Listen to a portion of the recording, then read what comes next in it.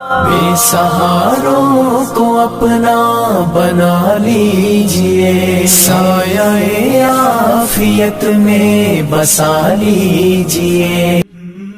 जी अस्सलाम वालेकुम वरहमतुल्लाहि वबरकातुहू। आज हम इस वीडियो के तवस्सुत से आपको एक ऐसी ज़बरदस्त ख़बर और ऐसी ज़बरदस्त रिपोर्ट की तरफ लेके जा रहे हैं कि शायद कि वो अब तक आपके कानों से ना गुजरी हो। तो वो रिपोर्ट है BBC.com की और उनके उर्दू की स्पेसिफिकली सेक्शन की, जो इंडिया और पाकिस्तान के लिए स्पेशल बनाया गया है।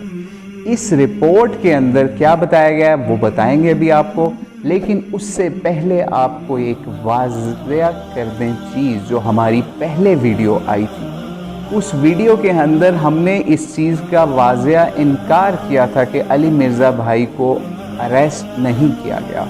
उसकी वजह ये थी कि हमारे पास जो रिपोर्ट आई थी उस रिपोर्ट के मुताबिक उस वक्त तक उनको गिरफ़्तार नहीं किया गया, लेकिन प्रेशर पड़ने के बाद अली भाई को गिरफ़्तार कर लिया गया। उसकी तस्दीक इस रिपोर्ट से भी हो जाएगी कि किस तरीके से प्रेशर था और क्या मुहर्रिकात थे गिरफ़्तारी के, वो सब इस रिपोर्ट के अंदर BBC ने इकट्ठे कर दिए हैं। तो BBC की रिपोर्ट के ऊपर अब चलते हैं। BBC वाले क्या लिखते हैं या क्या इरशाद फरमाते हैं। उन्होंने इसके बारे में एक पूरा कॉलम की तरह न्यूज़ लिखी और उसका टाइटल रखा इंजीनियर मोहम्मद अली मिर्ज़ा कौन हैं और इन्हें क्यों गिरफ़्तार किया गया था मतलब अब नहीं है गिरफ़्तार हो। ठीक है, ये सारी इस रिपोर्ट में आप पढ़ भी सकते हैं। बहरहाल उसमें आप शुरू से पढ़ेंगे तो आपको पता चल जाएगा कि 4 मई को उनकी गिरफ़्तारी किस वजह से अमल में आई, सारा आपको डिटेल पता चल जाएगी। लेकिन यहाँ पे आपको अभी हम स्टार्टिंग में पुलिस का मौक़िफ़ बताने लगे हैं कि पुलिस ने उनको गिरफ़्तार क्यों किया। तो पुलिस के जो DPO जेहलम उमर फारूक साहब के मुताबिक जब BBC ने उनसे रब्ता किया तो BBC वालों को उन्होंने ये बताया कि हमने इंजीनियर साहब को गिरफ़्तार इस वजह से किया कि उनका एक क्लिप बहुत वायरल हो गया था जिसके अंदर वो किसी को कत्ल करने का हुक्म दे रहे थे। अब मैं यहाँ थोड़ा पॉज करता हूँ रिपोर्ट के बारे में और अपनी राय देता हूँ। हम इसके ऊपर भी वीडियो बना चुके हैं, उसका लिंक भी आपको डिस्क्रिप्शन में मिल सकता है, जिसको चाहिए वो मांग ले कि उस क्लिप का असल सियाक, उसकी असल हकीकत क्या थी। ठीक है, आप उसको भी देख सकते हैं। बहरहाल अब वापस आते हैं रिपोर्ट के ऊपर। तो रिपोर्ट में कहा गया कि हमने उस क्लिप की वजह से जिसमें किसी ख़ास मजहबी शख्सियत को कत्ल करने का हुक्म वाला लफ्ज़ आया हुआ था, ऐसे लगता था जैसे वो कह रहे हैं कि कत्ल कर दो, इस वजह से हमने उनको गिरफ़्तार किया। और उन्होंने इस रिपोर्ट के अंदर ये वाज़िया किया है BBC वालों को पुलिस ने ये वाज़िया किया है कि हमने अपनी मुद्दईयत में, यानी पुलिस खुद मुद्दई है इस मसले के ऊपर, ठीक है, हमने खुद मुद्दईयत में गिरफ़्तार किया अली मिर्ज़ा साहब को। यानी इससे ये चीज़ वाज़िया होगी कि ये नहीं हुआ कि किसी फ़िरका वाराना किसी फ़साद या किसी फ़िरका वाराना दरख्वास्त या फ़िरका वाराना किसी और इश्काल के ऊपर उनको गिरफ़्तार किया गया। सिर्फ एक क्लिप जिसको आउट ऑफ कॉन्टेक्स्ट काटा गया उसकी वजह से उनको गिरफ़्तार किया गया। ठीक है, फिर पुलिस वाले मज़ीद BBC वालों को क्या बताते हैं वो मैं आपको बताता हूँ।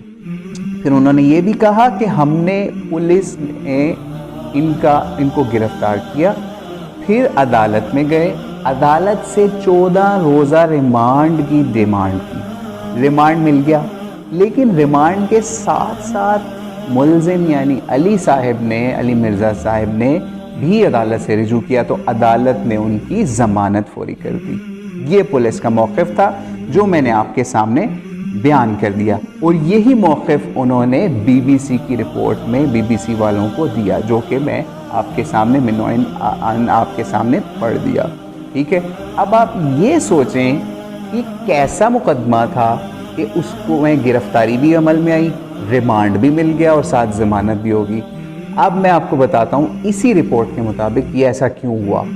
अदालत की तरफ से एतराज़ उठाया गया कि इस तरह के जो मुकदमात हैं इसके अंदर पुलिस मुद्दई नहीं बन सकती, ये वज़ारत दाखिला का केस है। वज़ारत दाखिला अगर चाहे तो इसको प्रोसीड कर सकती है।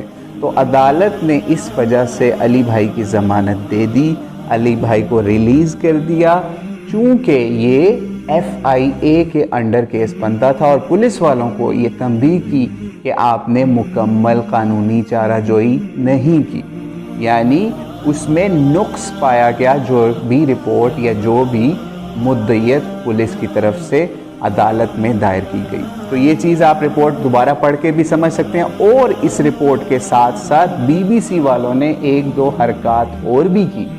وہ یہ کی کہ انہوں نے ایک دو نامور پرسنالٹیز کو بھی اپنی اس رپورٹ کے ساتھ جوڑ دیا۔ انہوں نے حمزہ علی عباسی صاحب کا بھی بیان یا ٹویٹر کا جو ٹویٹ تھا وہ بھی پوسٹ یہاں پہ لگائی BBC کے اوپر، اور بتایا کہ حمزہ علی عباسی صاحب نے بھی اس چیز سے بہت شدید اختلاف کیا ہے کہ علی مرزا بھائی صاحب کو گرفتار کیا جائے، ٹھیک ہے۔